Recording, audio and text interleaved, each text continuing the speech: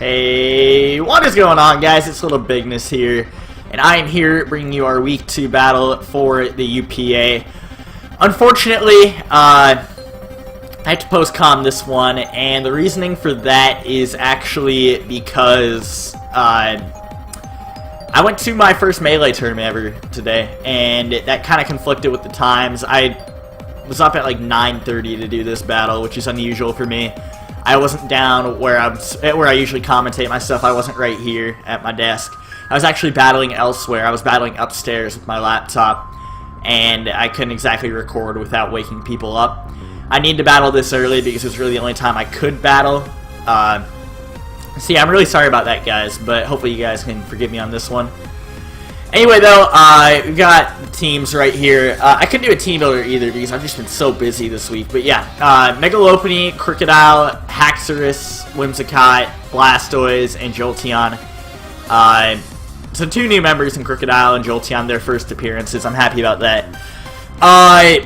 He's got like a rain team, and Jolteon can kind of just click Thunder if he decides to set up the rain, and I also ran Quick Feet with a Flame Orb in case I need to outspeed his Rain Sweepers. That's kind of what I was looking at with the Jolteon.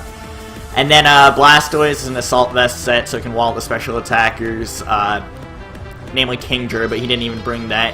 I expected Kingdra to come. Let me make that Ludicolo bigger, by the way. I expected Crobat to come, and I also expected Zoroark to come. So he brought 3 of the 6 that I expected. All the ones on the top are the one, no. I didn't expect Registeel actually, but I do see why he brought Registeel, because he needed the bulk. Then yeah, Whimsicott's got a Yachi Berry. It takes on the Rain Sweepers in case I need it. Let's see, Haxorus kind of sweeps after a Dragon Dance, as long as he didn't bring the Kingdra, and he didn't, so I was like, ooh, that's good. Crocodile was just, you know, a physical wall. It was mainly to take on Zoroark in case that came, but since he didn't bring it, it's mainly there to just set up rocks and maybe take on the Ambipom a little bit. And then Megalopony just destroys this team with its stabs, and I did run Magic Coat, and you'll see that come into play. Anyway, let's get right into the battle. So, I went off with Megalopony, and I was set on leading with this thing, so I just decided to go and Mega Evolve and Fake Out. I wanted to lead with this thing no matter what, really. I saw that as the easy way to go. And then I figured he'd go for a Thunder Wave here, or Spike, so I went for Magic Coat, and he did go for Thunder Wave. That's the heat right there. I was really happy about that. I thought Magic Coat would be a fun thing to bring against that Klefki. And I thought he might Thunder Wave again, so I went to Crocodile to gain some momentum, because I can actually, you know, hit it for a bit more damage. He does go for Thunder Wave again. He ends up switching out, and I decided to set up my rocks, just because I feel like I need them, especially for that Tornadus. He fakes out, doesn't do anything, because I've got a lot of defense investment, and I'm impish. I did have some Spadef investment, too. I don't know why he went for Aerial Ace there, but go ahead. And he also had a Mental Herb, which confuses me. I need to ask Tim about that. I really need to know what was going on with that.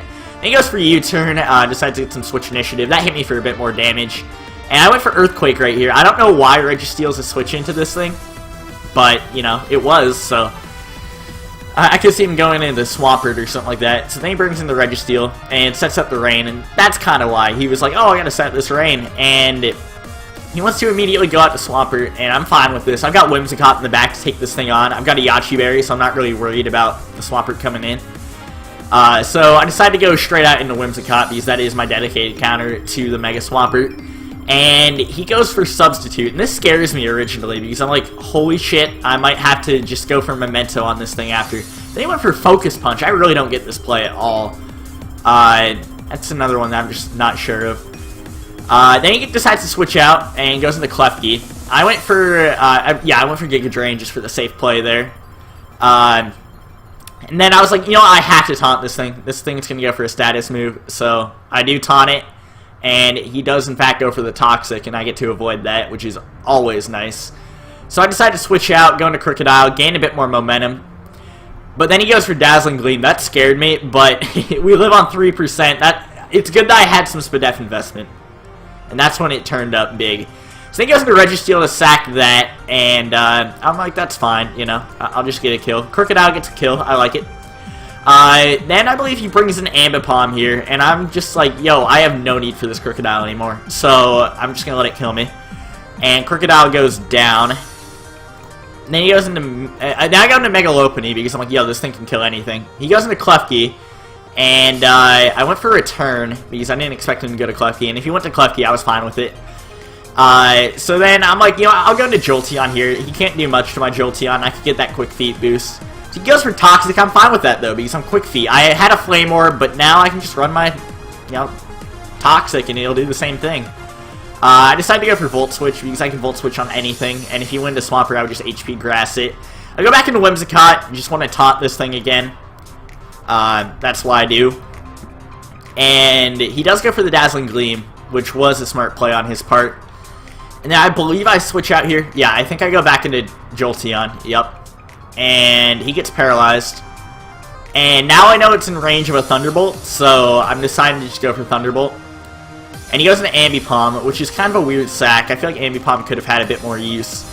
But yeah, Ambipom decides to go down. And then my Jolteon kind of goes on a tear right here. You're going to see it. He goes into Mega Swampert, but I do have the HP Grass to be able to hit this thing. And that causes the Swampert to go down. And this one he knew it was GG because this thing kind of swept. Then he goes into Klefki. I would have gotten a Ludicolo here though. Because Ludicolo could live a hit since it was Assault Vested. So Klefki goes down. And now he goes into Ludicolo, and I'm just like, you know, I don't need to play for differential and risk anything. He could set the rain again. And he does knock out my Jolteon, but Jolteon did more than it needed to. So I just bring out my Mega Lopunny to clean up right here. And I fake out, I don't know why, just so I could go for fake out, I guess. But then his Ludicolo goes down. It's all good. And he brings out his Tornadus. I wasn't sure if this was in range of a return. But, yeah, it was in range of a return. So, that is a clean 4-0 victory. A good bounce back from our loss by 4% of HP on the Galvantula. Oh, that was so close. But, yeah, I'm happy about this win. I feel like I prepped really well. Glad to be 1-1. Next week, I have to take on ImmortalMence. And that's who I played in the championship last season. I've never beaten this guy. But this time, I don't have to deal with a dumbass Mega Metagross. So I'm happy about that. Alright, anyway, thanks for watching, guys. Sorry I couldn't make it a live commentary. Sorry I couldn't get a team builder. I'm going to try and do it this week, even though I do have finals coming up this week. Hopefully you guys understand anyway, and I'll see you guys next time. Peace!